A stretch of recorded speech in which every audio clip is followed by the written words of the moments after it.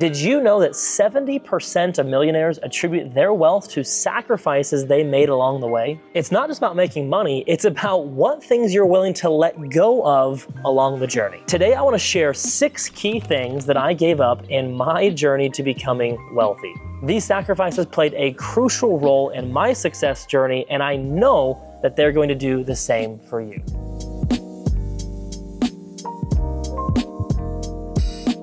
It's going to take discipline, patience, and a willingness to make tough decisions, but the end result is worth it. So stick with me, let's dive right in. Number 1, frivolous spending versus making every single dollar count.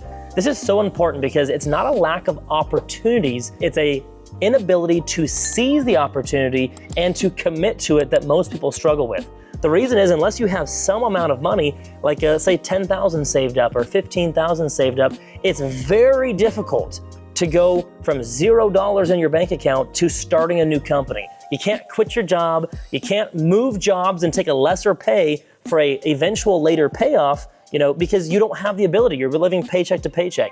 So that's why it's so critical to have the ability to seize opportunity as it arises. It's gonna take a little bit of cash flow, and you're gonna be able to take a little bit of risk if you have done this properly and made every dollar count.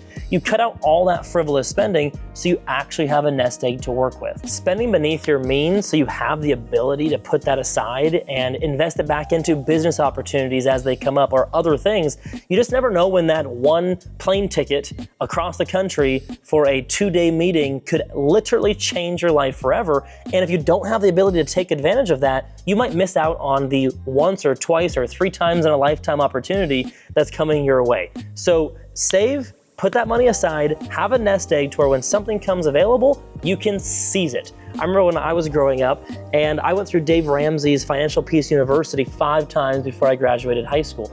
And this is not like a huge plug that I believe every single thing Dave Ramsey says, but I do think one thing, he's right when it comes to saving early on so you have the ability to live like nobody else later on. Having that mindset as a young person, I definitely caught a lot of heat, right? I had a 1992 Toyota Celica as my first car, instead of my friends out there having jacked up pickups that were $60,000, $70,000 vehicles, and they had these nice cars, and I was always kind of the laughing stock when it comes to that. I actually had more cash in the bank than most people though.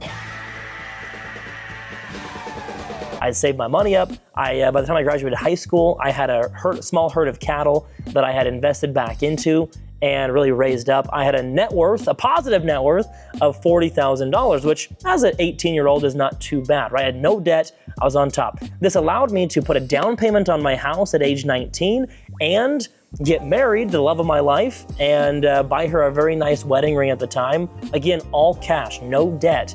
The ability to go from that stature in life to starting a business and having some startup capital, even if it's small amounts, is well worth the amount of laughs that you'll get or the amount of people like your friends and neighbors that are like, oh, I can't believe you're living that way.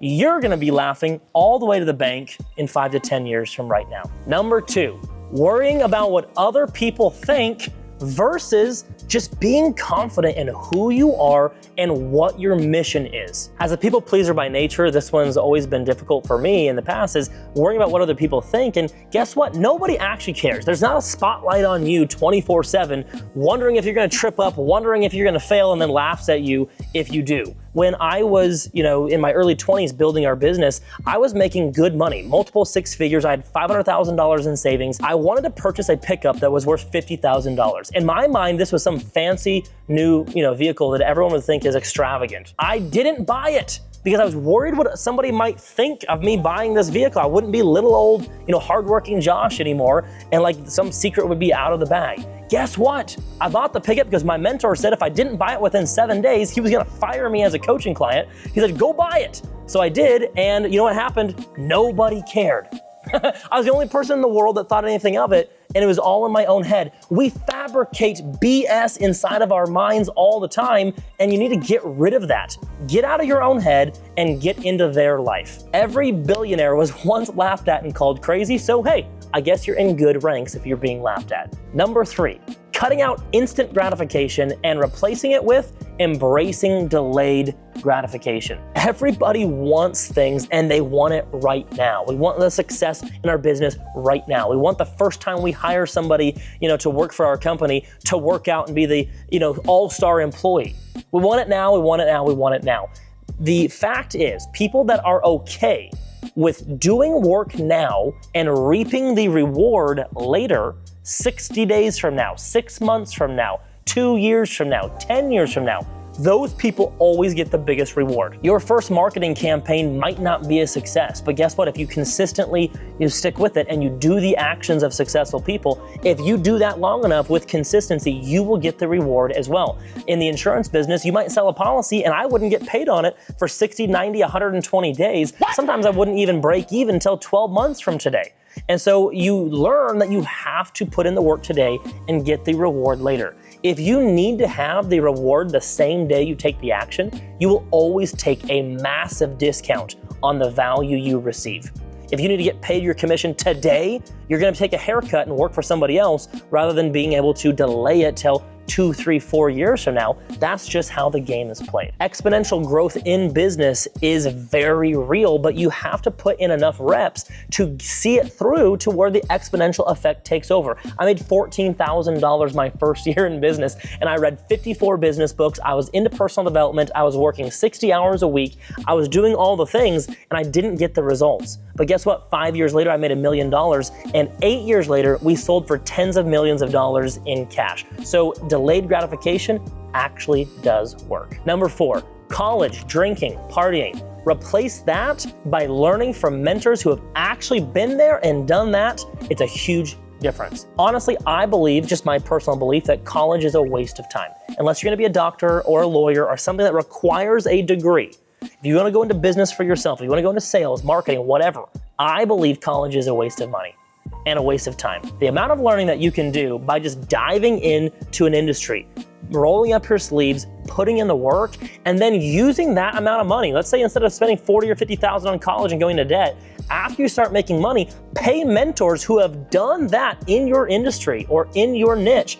Pay them to teach you how to actually do it. I do not believe that most college professors have done what they are teaching.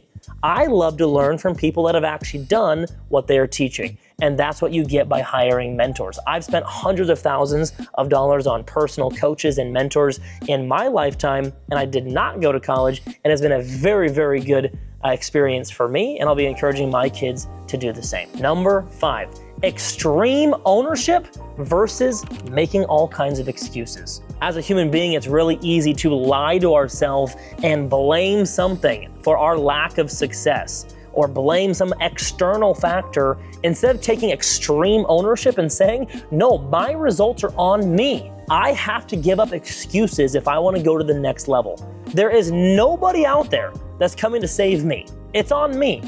It rises and falls. My level of success in any category is up to me.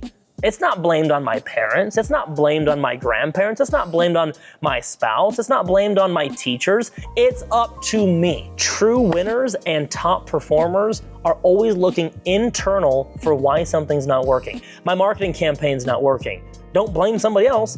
How can I make it better? My staff is not performing to the level that I want them to. Okay, look internal. You are the leader of your organization. How can you help them achieve the next level in their life, which then in turn helps you? Everything comes back to, what can I do to control this situation? Instead of life happening to me, it's happening for me. That's a core belief of mine, and I think it'll serve you too. And I get it. Honestly, there are some valid excuses as well. I mean, there's some valid reasons to why something could prevent you.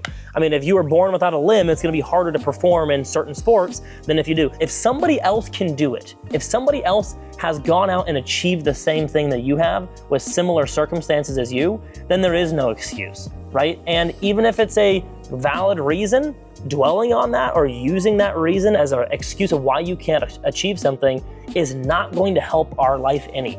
So whatever we're faced with, let's say life's not happening to me, it's happening for me, and let's go crush it. And number 6 is perfectionism, and replacing that with taking immediate action when? right now. The world is not run by the most intelligent humans on the planet. Chairman, can we send her about her, y'all gonna have a problem. Mr. Chairman. It's run by the bold action takers that don't wait around, they just go seize the moment right now. One thing I found by talking to countless wealthy people who have achieved massive success in life is they don't believe they're the smartest person in the world. Oftentimes they say things like, I'm not the smartest person, I just went and did it. And what does that mean? It means that they took actions regardless of any fear, regardless of any skill deficiencies, it doesn't matter. Just jumping in, taking immediate action, being bold, and taking that next step, and then figuring it out along the way. I believe when it comes to business and success, I believe in actually jumping off the cliff and building the kite on the way down. And it sounds like, oh, that's extreme or that's crazy. You'd never do that with your actual life. No, I do all the time. I will jump into a project not knowing how we're going to achieve it, but knowing that it's possible. And if somebody in the world can figure it out, pretty sure we can too. And that level of confidence will take you further than anything else, because most people will sit around and analyze all day. And they'll get this paralysis by analysis, and they will not ever take the first action. If I would look back on my life, and if I had perfect information and knowledge up front before taking any massive leap of faith, if I would have known what I was about to get myself into, I probably wouldn't have taken any of them, right? It's always harder than you think it's gonna be.